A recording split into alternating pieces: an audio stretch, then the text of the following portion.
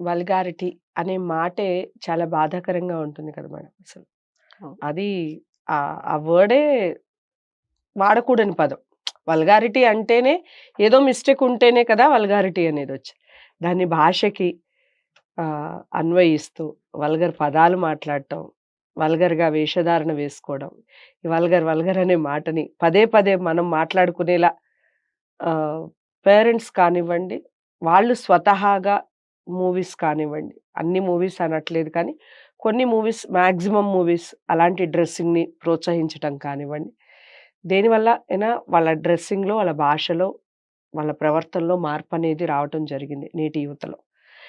దీంట్లో మార్పు రావాలి అంటే ఎక్కడ స్టార్ట్ అవ్వాలి? అట్ ద సేమ్ టైమ్ ఈ మధ్య కాలంలో ఇంకొకటి బాగా ఫేమ్ అయిన విషయం మనం లాస్ట్ వీడియోలో అనుకున్నట్టుగా ఫ్రాంక్. ఈ ఫ్రాంక్ వల్ల అసలు ఎవరికి యూజు? దానివల్ల వచ్చే ఆనందం ఏమిటి? ఇష్టం వచ్చినట్టుగా వాళ్ళిద్దరి మధ్యనో ఏదో ఒకటి గొడవ పెట్టేసి జస్ట్ ఇది ఫ్రాంక్ అని చెప్పేయడం. ఒక ఒక పిచ్చి నవ్వు నవ్వేయడం. అక్కడి నుంచి వెళ్ళిపోవడం. దానివల్ల వచ్చే ఆనందం ఏమిటి ఆనందం? పైశాచిక ఆనందం అనాలా? దాన్ని రాక్షస ఆనందం అనాలా? ఏమిటి? దానివల్ల వచ్చేదేమిటి? మీరేం చెప్తారు దీనికి సంబంధించి? వల్గారిటీ మనం సినిమాలు అనుకుంటున్నాం గదా! సినిమాలు ఎప్పుడన్నా 6 నెలలకు ఒకటి రిలీజ్ అవుతుందో, 3 నెలలకు ఒకటి రిలీజ్ అవుతుంది. అది చూస్తారు జనాలు. ప్రతిరోజు టైం ప్రకారం టంచనగా వచ్చే సీరియల్స్ గురించి మాట్లాడరే? ఓకే. అందులో మరి వేషధారణ గురించైతే అంతగా ఉండకపోవచ్చు కదా! అని. మ్యాటరు వేషం కాదు. మనం చెప్తున్నాం గదా! అందులో ఇప్పుడు కొన్ని కొన్ని కామెడీ షోస్. రైట్.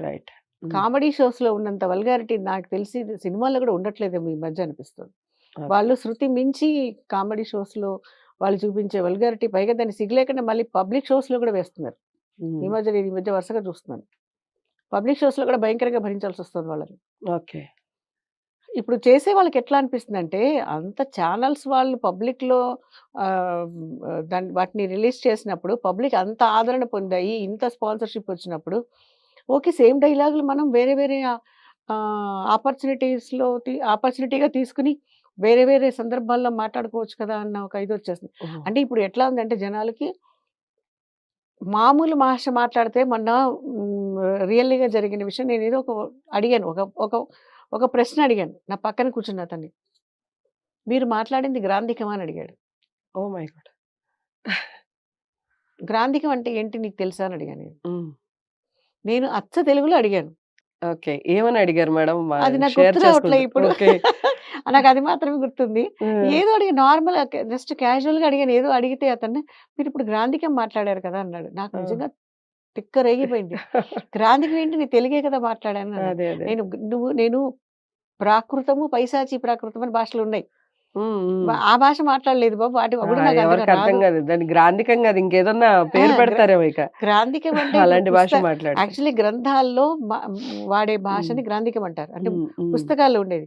ఇప్పుడు మీరు గమనించారో లేదో కొంతవరకు బుకిష్ లాంగ్వేజ్ అంటారు. అవును. పుస్తకాల్లో రాసేది వేరు, క్యాజువల్‌గా మాట్లాడేది వేరు. ఈ హ్మ్. రెండిటికి చాలా తేడా ఉంటుంది. పుస్తకాల్లో ఇప్పుడు మన మనసులో అనుకున్న ఒక టాపిక్‌ని మనం పక్కవాడితో డిస్కస్ చేసేటప్పుడు గాని, ఎక్స్‌ప్లెయిన్ చేసేటప్పుడు గాని, దానికి ఒక వేరే భాష ఉంటుంది.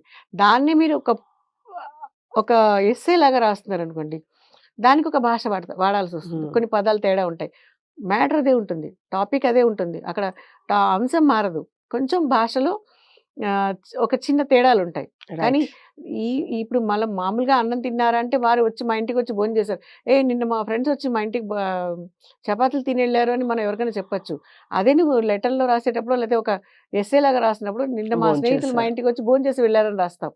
అవును. కావాలంటే మొత్తం మెనూ అంతా డిస్క్రైబ్ చేయొచ్చక్కడ. హ్మ్. రాసేటప్పుడు తేడా ఉంటుంది. కానీ రెండు జాగాల్లో జరిగిన విషయం ఒకటే. అవును. మనం భోజనం గురించి మాట్లాడుతున్నాం. ఇక్కడ చెప్పేటప్పుడు, అక్కడ రాసేటప్పటికి ఒక తేడా ఉంది గదా! అవును. అంతే గ్రాంథికం అంటే వేరే ఏం తేడా లేదు. అయితే ఆ గ్రాంథిక భాషని మాట్లాడక్కర్లా. అంతా స్వచ్ఛంగా ఇప్పుడు మాట్లాడేటప్పుడు కూడా మీరు ఆహ్, ఇద్దరు అంటే అందరూ అలా లేరు. లేరు క కొంతమంది ఉన్నారు కాబట్టి మనకి ఈ షో చేయాల్సొచ్చిందిప్పుడు. హ్మ్. ఉన్నవాళ్ళు గూడా శృతి మించి వెళ్ళిపోతున్నారు కాబట్టి రైట్. చేయాల్సొస్తుంది. ఆహ్, శిశుపాలుడిని కూడా 100 తప్పులు చేసే వరకు కృష్ణుడు ఒప్పుకున్నాడు. అంటే వరమిచ్చాడు శిశుపాలుడి తల్లికి సారీ హ్మ్. కృష్ణుడు వరమిస్తాడు. నా 100 కొడుకు తప్పుల్ని కాస్తాను. 100 తప్పుల వరకు కాస్తానన్నాడు. వాడికి ఏమైంది? 100 తప్పు వరకు ఒక తప్పు చేశాడు. వాడికి తెలుసు. కృష్ణుడు చంపేస్తాడని శిశుపాలుడికి తెలుసు. పట్టించుకోలేదు. అంటే రెండో తప్పుని అలా కాదు. ఇంకా కొంచెం ఎక్కువ ఆహ్, ఇంటెన్సిటీ ఎక్కువుండాలి అనుకున్నాడు. రెండోది ఇంటెన్సిటీ ఎక్కువ చేశాడు. మూడోది ఇంకా పెంచాడు. అంటే వాడిలో పెరుగుతోంది. క్రిమినల్ మైండ్ పెరుగుతూ తప్పులు చేసుకుంటూ వెళ్ళాడు. అవును. 100వ తప్పు వచ్చేసరికి ఎలా అయింది? భరించలేని తప్పు చేశాడు, చంపేశాడు. అది పక్కన పెడదాం. అంటే ఒక మనిషి తప్పుని మనము యాక్సెప్ట్ చేస్తూ ఉంటే, ఒప్పుకుంటూ ఉంటే, అలా వదిలేస్తే అది వెళ్తూనే ఉంటుంది. ఇప్పుడు మీకు నేను example connecting to the schools. Right. ఒకరు తప్పు రాసాడు. దాన్ని రౌండ్ ఆఫ్ చేసేసి టీచరు, తప్పు రాసావు దీన్ని కరెక్ట్ చేసుకురమ్మంటే పేరెంట్స్ మైండ్ సెట్ ఎలా ఉంటుంది? ఈవెన్ పిల్లవాడికి కూడా అప్పుడు అలాగే ఉంటుంది. ఆ స్టూడెంట్ మైండ్ కూడా అలాగే ఉంటుంది. ఒక్క అక్షరమే కదా తప్పు, దానికి ఇంత పెద్ద రెడ్ పెన్ తోటి మార్క్ పెట్టాలా అన్న మైండ్ సెట్ పిల్లలో ఉంటుంది. కానీ ఆ ఒకటి కరెక్ట్ చేయనప్పుడు 100 తప్పులు గ్యారంటీగా వస్తాయి లెసన్ లాస్ట్‌కెళ్ళేసరికి. హ్మ్. అవునా? 100 ఇప్పుడు ఒక్క రోజే కదా! ఇవాళ ఒక్క రోజే కదా నేను లేట్‌గా వచ్చాను. ఆకలి రోజు వేస్తుంది. రోజు అన్నం తింటాం. ఒక్క రోజున మానేయట్లేదు గదా! ఇప్పుడు పేరెంట్స్ కూడా అదే పాయింట్ ఔట్ చేస్తారు. ఇవాళ ఒక్కరోజే కదండీ మా అబ్బాయి లేట్‌గా వచ్చాడు. మా అబ్బాయి రెగ్యులర్‌గా లేట్‌గా రాడు గదా! లేట్‌గా రాడు కాబట్టే, రెగ్యులర్ టైంకి వస్తాడు కాబట్టే, వాడు తప్పు చేయకూడదన్న కాన్సెప్ట్‌లోనే స్కూల్ మేనేజ్‌మెంట్ క్వెషన్ చేస్తుంది. ఓకే. ఎందుకు మీ పిల్లలు లేట్ అయింది? అంటే వాడు హ్మ్. దేనివల్ల లేట్ అయింది? ఎక్కడన్నా ప్రాబ్లమ్ జరిగిందా? ఎక్కడన్నా ఇరుక్కుపోయాడా? అన్న విషయం కూడా తెలియాలి కదా వీళ్ళకి. రైట్. కానీ పేరెంట్‌కి ఆ మైండ్ సెట్ ఉండట్ల. ఓకే.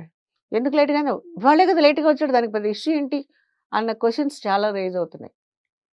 రెగ్యులర్‌గా లేట్‌గా వస్తున్నాడనుకోండి, వాడికి నిజంగానే ఏమైనా ప్రాణం పనిష్ మీదకొచ్చినా చేయాలి కానీ, యాక్చువల్‌గా. హ్మ్. వాడికి ప్రాణం మీదకొచ్చినా గానీ వాడికి అలవాటైపోయింది రోజుగా లేట్‌గా రావటం. పెద్దగా పట్టించుకోరు. వాడు చెప్పాలనుకున్నా వాడు చెప్పలేడు. వాడిని చెప్పనీయరు కూడా.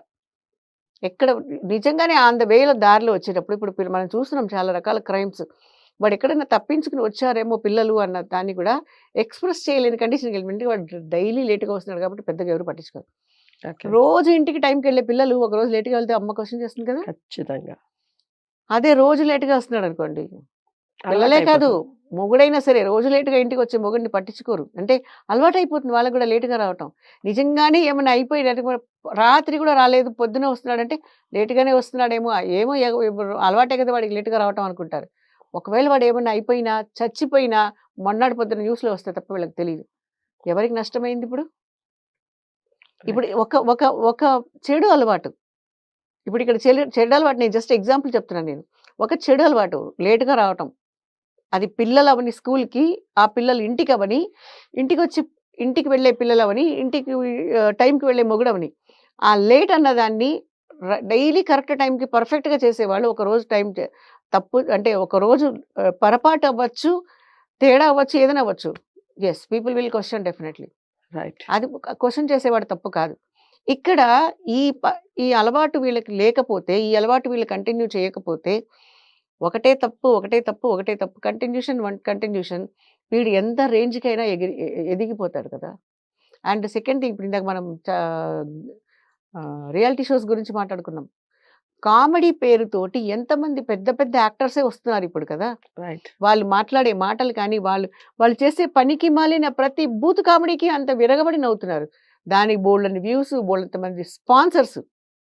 అంటే స్పాన్సర్స్ దేన్ని ఎంకరేజ్ చేస్తున్నారు? ప్రొడక్ట్‌ని స్పాన్సర్ చేస్తున్నారా? అక్కడ వాళ్ళు మాట్లాడే బూతుల్ని స్పాన్సర్ చేస్తున్నారా?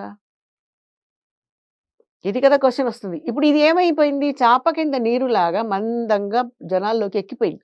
రైట్. ఈరోజు మనం టాపిక్ మాట్లాడుకుంటున్నామంటే అది ఎంత పేరుకుపోయిందో మనం దాని గురించి మాట్లాడుకున్నాం. ఇది స్టార్టింగ్‌లో మనం ఎందుకు మాట్లాడుకోలేకపోయాం? సమాజం అప్పుడు యాక్సెప్ట్ చేయదు.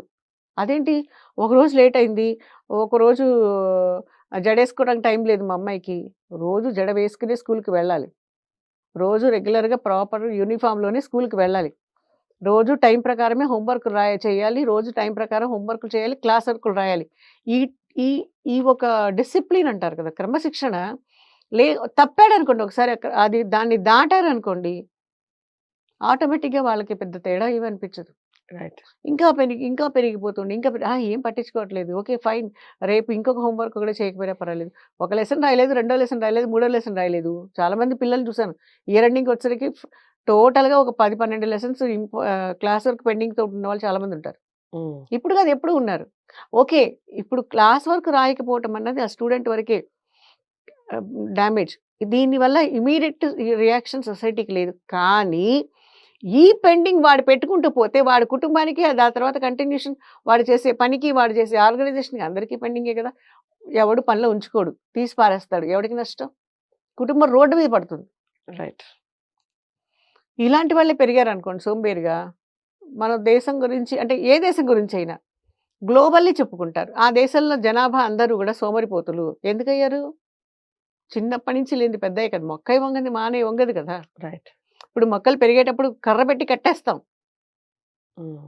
కదా! కర్ర పెట్టి కట్టి దాన్ని స్ట్రెయిట్‌గా ఇది చేస్తాం. ఎందుకు పెడతాం? మ పాపం పెరిగే మొక్కకి నొప్పి పుట్టదా? చిన్న పిల్లాడు కదా! వదిలేసేయండి. చిన్న పిల్లలు కదా! వదిలేసేయండి అంటారు. ఎప్పటికొస్తుంది అది వాళ్ళకి? అందుకని ఇప్పుడు కూర్చొని కాళ్ళు ఊపుతుంటే కాళ్ళు ఊపకూడదని చెప్తారు. అవును. కూర్చునేటప్పుడు సరిగ్గా టేక్ యూర్ డ్రెస్ ప్రాపర్‌లీ అని సిట్ అని చెప్తాం స్కూల్‌లో. రైట్. రైట్. ఇప్పుడు లేకపోతే పెద్దయ్యాక వాడి బొంటి మీద బట్టలు ఎక్కడున్నాయో వాళ్ళకెలా తెలుస్తుంది? ఇవన్నీ చెప్పుకోవడానికి చాలా అసహ్యంగా ఉంటాయి. కానీ జరిగేది అదే ఇప్పుడు. ఇప్పుడు జరిగేది అదే. దానివల్లే ఇలాంటి రీల్స్, ఇలాంటి వల్గర్ లాంగ్వేజ్ వస్తుందని ఇప్పుడు ఆ అనుకుంటున్నాను. రీల్స్ ఇప్పుడు వాడు రీల్స్ చేసి పెడుతున్నాడు. సరే నువ్వు చేసిన ఒక గొప్ప ఘనకార్యం ఏదైనా చేసి పెట్టు. ఇలా పాఠం ఇలా ఇలా ఈ లెక్కలు చేయండి. ఇలా చేస్తే మీకు ఈజీ అవుతుందని చెప్పండి. ఒక second year student, first year స్టూడెంట్స్‌కి గైడెన్స్ ఇవ్వచ్చు. రైట్. వాడికే ఉపయోగిస్తుంది. ఒక చదివితే 4% వస్తుంది. లెసన్ వింటే 10% అర్థమవుతుంది. ఇంకొకళ్ళకి ఎక్స్‌ప్లెయిన్ చేస్తే ఇంకొకళ్ళు చెప్పింది డిస్కస్ చేస్తే ఇంకొకళ్ళతోటి డిస్కస్ చేస్తే 70% అర్థమవుతుంది. అదే నువ్వు ఇంకొకళ్ళకి ఎక్స్‌ప్లెయిన్ చేయగలిగిన కెపాసిటీకి నువ్వు వెళ్తే 90% టాపిక్ నీ బుర్రలో ఉంటుంది. రైట్. ఇంత డిఫరెన్స్ ఉంది ఇక్కడ. అదే అవి చేయండి. నో డౌట్ యూట్యూబ్‌లో ఈ రీల్స్ కూడా ఉన్నాయి. కానీ పాపం వాళ్ళకి స్పాన్సర్స్ ఉండరు. వాళ్ళకి ఒక కమర్షియల్ ఇది ఉండదు. వాళ్ళకి వ్యూస్ ఉండదు. సబ్‌స్క్రైబర్స్ చాలా తక్కువ ఉంటారు. ఇప్పుడు మీరు ఏదైనా సబ్జెక్ట్ గురించి ఒక టాపిక్ కొట్టండి. ఈజీ వేలో ఎలా చేయొచ్చు అన్నవి కూడా చాలా యూట్యూబ్స్‌లో ఉన్నాయి. రైట్. అవి చేసేవాళ్ళు చాలా మంది ఉన్నారు. మరి వాళ్ళ గురించి మనం మాట్లాడుకోవట్లే ఎప్పుడు. ఎందుకంటే వాళ్ళు చేసేది సమాజ సేవ కాదు బాధ్యత. హ్మ్. వాళ్ళకి ఒక సామాజిక బాధ్యత ఉంది కాబట్టి వాళ్ళు అవి చేస్తున్నారు. వీళ్ళకి ఏం బాధ్యత? వీళ్ళు ఏం దాన్నేమంటారు? సభ్య సమాజానికి ఏం మెసేజ్ ఇస్తున్నారు వీళ్ళు? మంచి ఏ క్వెషన్ వేశారు. ఏం చెప్తున్నారు వీళ్ళు? రైట్. అంటే నువ్వు ఇలా మాట్లాడొచ్చు. నువ్వు ఎవరి న్యూస్ అయినా అంటే ఇప్పుడు మన రీసెంట్‌గా మనము చూసిన దీంట్లో రోడ్డు మీద వెళ్ళేవాళ్ళు. అమ్మ కూతురు అయినా, నా తండ్రి కూతురైనా, అమ్మ కొడుకైనా వెళ్తుంటప్పుడు ఎవరిని ఎలాగైనా కామెంట్ చేసేయచ్చా? చేసే వాళ్ళకి వాళ్ళ ఇంట్లో ఆడవాళ్ళే లేరా అసలు? అంటే ఇప్పుడు వాడేమన్నాడు? మీరు నన్నేమైనా పనిష్మెంట్ ఇవ్వండి. నన్నేమైనా తిట్టండి గానీ, మా ఇంట్లో వాళ్ళని అంటాను వీళ్ళది. ఇప్పుడు ఇప్పుడు ఒళ్ళు మండినవాడు ఏదైనా అంటాడు. ఒళ్ళు మండినవాడు ఏదైనా అంటాడు. ఇప్పుడు మీ అమ్మ హ్మ్. నిన్నెలా పెంచిందనో, మీ నాన్న నిన్నెలా చూసేవాడని అడుగుతాడు కదా! క్వెషన్ అడుగుతాడు కదా! అవును. పైగా ఇక్కడ చూడండి మీకెప్పుడు అండర్‌లైన్ వస్తూ ఉంటుంది. అతనొక రిటైర్డ్ ఐఏఎస్ కొడుకని. ఓకే. ఇప్పుడు కపిల్ దేవ్ ఒక ఇంటర్వ్యూలో చెప్తాడనమాట. సెలబ్రిటీస్ అంటే పాపులారిటీ వచ్చిన వాళ్ళు ప్రతి వాళ్ళు కూడా ఆల్వేస్ అండర్ మైక్రోస్కోప్. వెతుకుతూ ఉంటారు. మైక్రోస్కోప్‌లో ప్రతి చిన్న కణం కనిపిస్తూ ఉంటుంది గదా! అవును. Celebrities are under microscope. So, people search for dark dots. Right. వెతుకుతూ ఉంటారు. కాబట్టి చాలా జాగ్రత్తగా ఉండాలి అని ఆహ్, తనది మంచి ఒక మెసేజ్ ఆర్టికల్. ఇచ్చారు. హ్మ్. తనది ఒక ఆర్టికల్ అనమాట. అందులో చెప్తాడు ఒక స్టేట్మెంట్. నేనెప్పుడు పిల్లలకి చెప్తాను ఆ విషయాన్ని. హ్మ్. సో, మనము ఇప్పుడు నువ్వు ఫస్ట్ ర్యాంక్ వచ్చింది. స్కూల్ ఫస్ట్ వచ్చావు. రైట్. ఇప్పుడు స్కూల్‌లో 10థ్ స్కూల్ ఫస్ట్ వచ్చావు. నువ్వే టాపర్‌వి. ఎవరో అమ్మాయో, అబ్బాయో ఎవరో. ఇప్పుడు నెక్స్ట్ ఒక 2 ఇయర్స్ వరకు వాడి మీద ఉంటుంది ధ్యాస. ఎందుకంటే నెక్స్ట్ వాడి బిహేవియర్ ఎలా ఉంది? స్కూల్ ఫస్ట్ ఎలా రాగలిగాడు? ఇంట్లో వాళ్ళు ఎంత కరెక్ట్‌గా ఉంటే వచ్చుంటాడు? స్కూల్ వాళ్ళ టీచర్స్ మాట చెప్తే ఎంత బాగా వచ్చుంటాడు? ఎంతమంది టాపర్స్ ఇంటర్‌కెళ్ళిన తర్వాత నాశనం అయిపోయిన వాళ్ళున్నారు తెలుసా? రైట్. యావరేజ్‌గా వెళ్ళిన వాళ్ళు కసి కొద్దీ పైకొచ్చిన వాళ్ళుంటే, చాలామంది అంటే వాళ్ళు ఆహా! నన్ను మించిన వాడెవడు లేడు అని వాళ్ళ జీవితాన్ని వాళ్ళే నాశనం చేసుకున్న వాళ్ళున్నారు. వాళ్ళ మీదే ఉంటుంది సమాజం దృష్టి. మన హ్మ్. వేడి టైం ఇప్పుడు జులాయిగా రోడ్డు మీద తిరుగుతున్నాడు. పోరంబోకులాగా అమ్మాయిలు కమెంట్స్ చేస్తున్నాడు అనుకోండి ఎవరైనా. హ్మ్. అబ్బాయిలే కాదు సారీ అమ్మాయిలు కూడా ఉన్నారు ఇందులో. నేను అవును. ఈక్వల్‌గా చెప్తున్నాను. అమ్మాయిలు కూడా వెంటనే భయంకరమైన రీల్స్ ఇప్పుడు పెడుతున్నారు. ఇలాంటి వాళ్ళు ఉన్నప్పుడు వెంటనే వాళ్ళు ఇమ్మీడియేట్‌లీ వాళ్ళు సమాజం ఏమనుకుంటుంది? పబ్లిక్ ఏమనుకుంటున్నారు? చూస్తున్నారు. మీరు చెప్పారు కదా! వ్యూస్ చాలా ఉన్నాయి. No doubt. చూసిన వాళ్ళు ఇమ్మీడియేట్‌లీ ఏమనుకుంటారు? ఈళ్ళ కొంపలో వాళ్ళు ఎట్లా చచ్చారో అనుకుంటారు. వాళ్ళ అమ్మ, వాళ్ళ నాన్న అలాంటి రీల్స్ చేయట్లేదు. Hmm. No doubt at all. చేయట్లేదు. చేసి కానీ వీళ్ళ పరిస్థితి ఇలా వరకు వెళ్ళిపోయారంటే, వీళ్ళు వాళ్ళ అమ్మ, నాన్న వాళ్ళు చూసి చేస్తున్నారు, తెలిసి చేస్తున్నారు, తెలియక చేస్తున్నారు. ఇది ఒక పెద్ద ప్రశ్న. అంటే ఇక్కడ ఒక క్వెషన్ మేడం. వాళ్ళు రీల్స్ చేస్తారు. పబ్లిక్‌గా రిలీజ్ చేస్తున్నారు.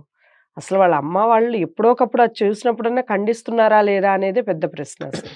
ఇక్కడ చాలా వరకు వాళ్ళకి అర్థమవుతుందా లేదా అన్నది ఇప్పుడు ఇప్పుడు ఆహ్, మీరు చూసారో లేదో సోషల్ మీడియాలో కనెక్టెడ్‌గా ఉన్న వాళ్ళకైతే తెలుస్తుంది. హ్మ్. ఏమో వాళ్ళు వాళ్ళ అమ్మ వాళ్ళని ఉంచారో, బ్లాక్ చేసారో ఎవడికి తెలుసు?